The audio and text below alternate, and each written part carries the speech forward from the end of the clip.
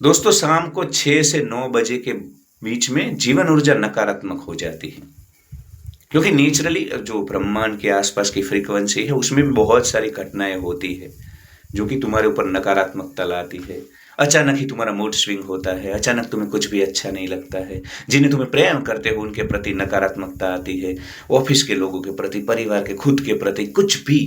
और उसमें तुम फंस जाते हो, क्योंकि तुम एक बार देखो, ये अस्तित्व ऐसा है, यहाँ पे सब कुछ है। यहाँ पे नकारात्मकता भी तैर रही है, सकारात्मकता भी तैर रही है। तुम्हारे आसपास सब कुछ है, सब कुछ है तुम्हारे आसपास। तुम जिस चीज को अट्रैक्ट कर लोगे ना, वो तुम्हारे जीवन में सत्य बन जाएगी।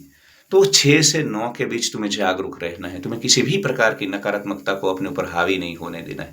अपने विचारों को देखो, अपने मन के साक्षी हो और इस प्रकार की नकारात्मकता से बच जाओ।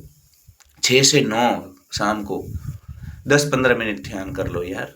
10-15 मिनट अपने विचारों के साक्षी। बाकी नहीं मैं बोलता हूँ, 5-10 मिनट 6 से 9 के बीच।